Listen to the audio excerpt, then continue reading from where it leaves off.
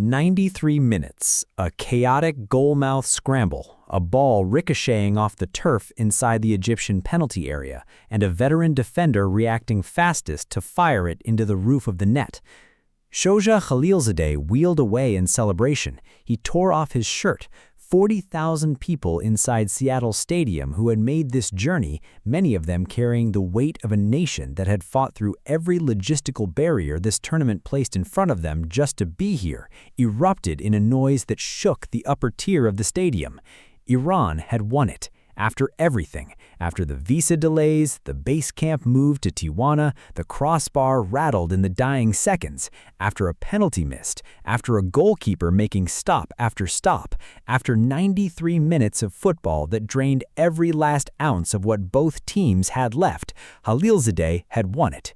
For approximately 90 seconds, that was true.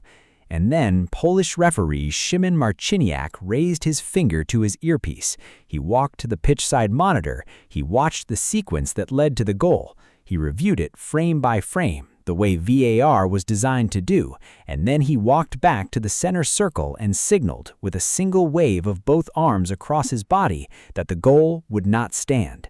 No goal. The noise inside Seattle Stadium collapsed into something that didn't have an easy name. Not silence exactly. There were Egyptian supporters celebrating, and there was the continued murmur of a stadium still processing what had just happened. But for the thousands of Iranian supporters who had spent 93 minutes of their hearts on that pitch, the moment landed with the particular brutality that only football can produce. Ecstasy and devastation separated by a VAR review and the precise geometry of a player's body at a microsecond that nobody in the stadium could see with the naked eye. The match ended 1-1. Egypt advanced to the round of 32. Iran wait. Here's the interesting part, and it matters enormously because the backlash to this decision has been significant. The VAR call was not wrong. Let's actually explain what happened, because a decision this consequential deserves more than a reaction clip. It deserves an understanding. FIFA's Law 11 on offside is one of the most precisely worded rules in the sport. Offside is determined not when the final shot is taken, not when the ball crosses the line, but at the exact microsecond that a teammate first touches or plays the ball in the build-up to a goal. At that specific instant, the position of every attacker is frozen and assessed. If any attacker is in an offside position at that moment, and that attacker subsequently becomes actively involved in the phase of play, challenging for the ball, influencing a defender, preventing a clean clearance, then the entire phase of play is deemed offside from that point onward, regardless of who eventually scores. During the chaotic set-piece scramble that preceded Khalilzadeh's finish, there were Iranian attackers in offside positions when the ball was first played. Those attackers, according to the VAR review, did not simply stand still and wait. They became active participants in the goal-mouth scramble. They engaged with Egyptian defenders. They contributed to the chaos that prevented Egypt from making a clean clearance, which was the clearance that produced the loose rebound that Khalilzadeh finished. Under the law, because those offside players gained an unfair advantage by actively participating in the phase of play, the move was corrupted from the moment they became involved. The fact that the player who eventually scored was himself onside is irrelevant. The integrity of the phase had already been compromised.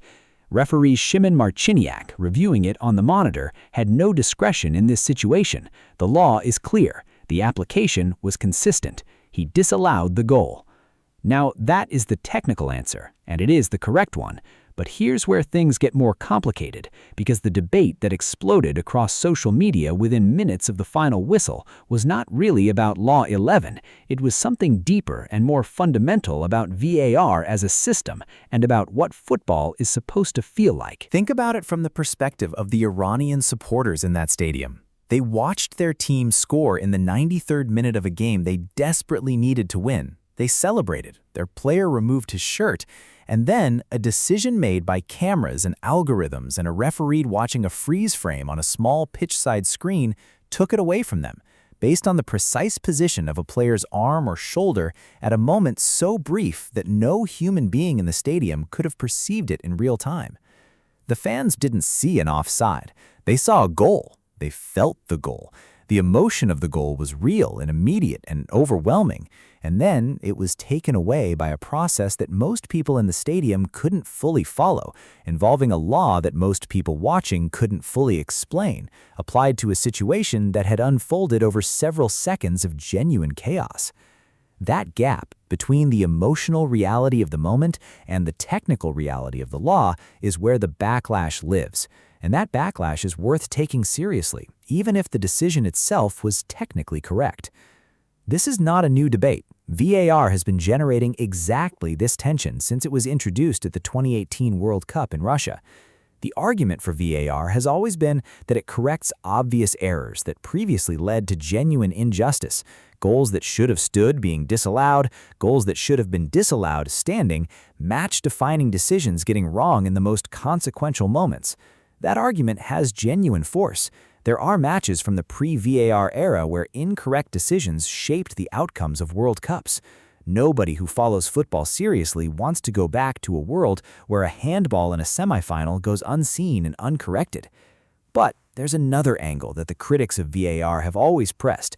The argument that the precision VAR demands, the freeze-frame assessments, the marginal offside lines, the microsecond determinations, creates a version of correctness that has no relationship to what a human being watching a match can perceive.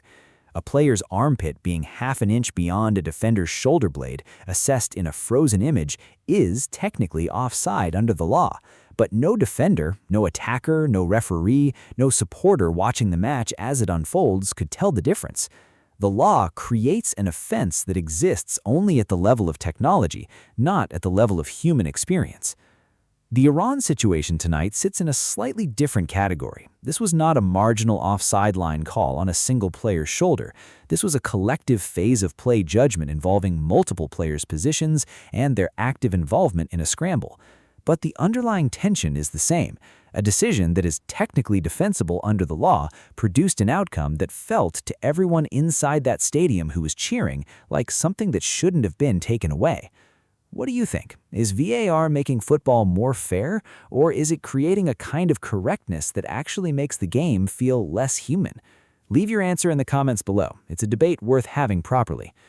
Now, let's go back to the match itself, because this was a genuinely extraordinary 93 minutes of football that deserves to be told in full. Egypt took the lead inside 5 minutes, and it came from chaos at the other end. Iranian goalkeeper Ali Reza Birinband, one of the more experienced stoppers at this tournament with multiple Champions League appearances at club level, misjudged Mohamed Salah's effort, flapping at the ball rather than claiming it cleanly. The rebound fell to Omar Saber, who hit a first-time finish into the bottom left corner. 5 minutes played, Egypt 1-0 up. The Egyptian supporters in Seattle, a city with a significant diaspora community from multiple African nations, were in full voice immediately. And then Iran had a penalty, almost immediately. A foul by Egyptian defender Ahmed Abdelmonem caught Mehdi Taremi across the ankle as he cut inside the area, and referee Marciniak pointed to the spot without much hesitation. Taremi, Inter Milan's experienced and clinical striker, stepped up. And here's a detail that matters to what happened later. Taremi's penalty was saved.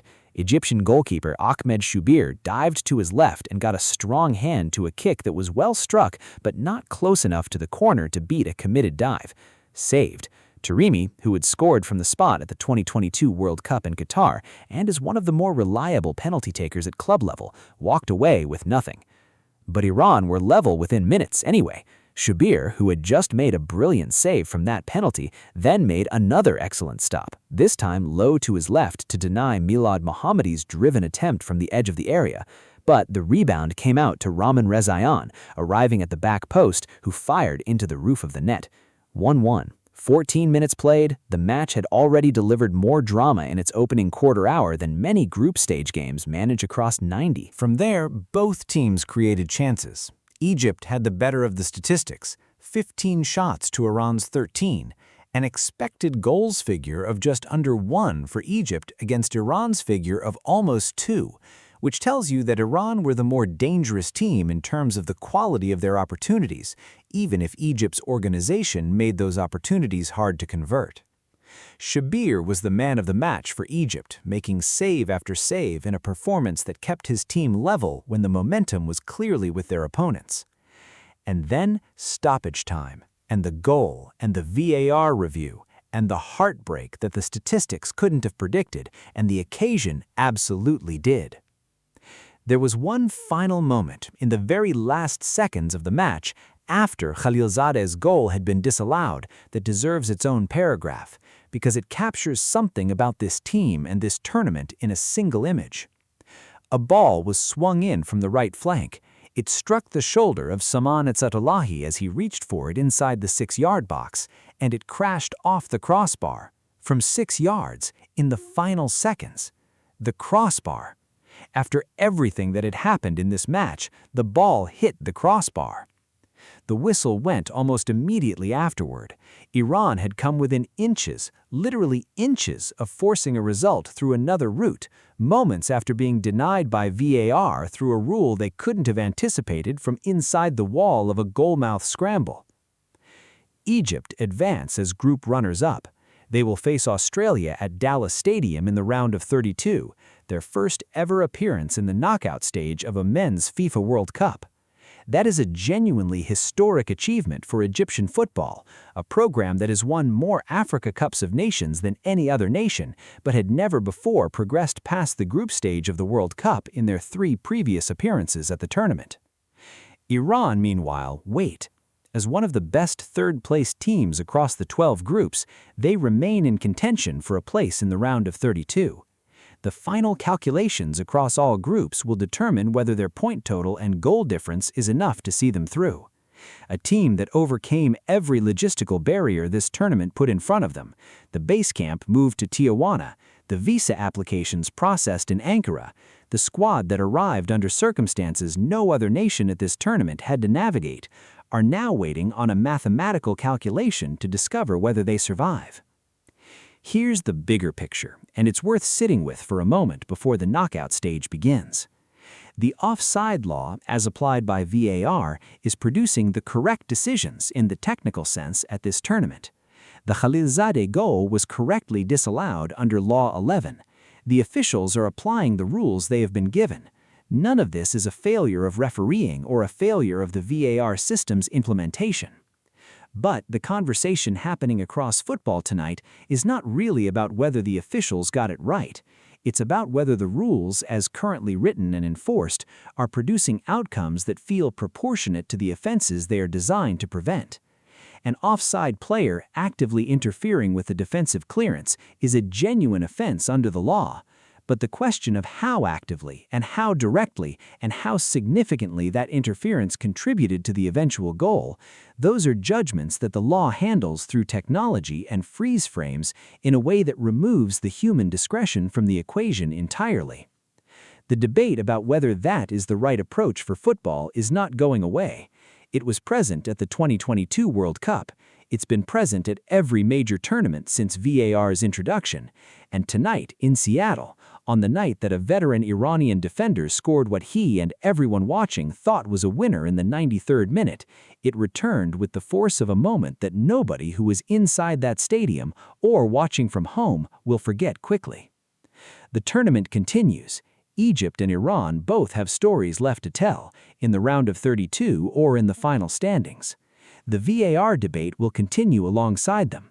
And the question of whether a technically correct decision can also be, in some deeper sense, the wrong outcome for football is a question without a simple answer, and one that the sport will keep wrestling with for as long as VAR exists.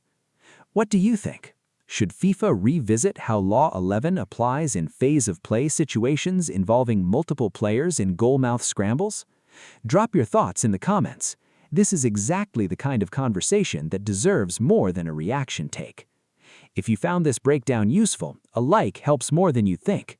Subscribe so you don't miss what's coming in the round of 32, because if the group stage has given us this much, the knockout matches are going to be something else entirely. This story is still developing, and as always, football never stays quiet for long. See you in the next one.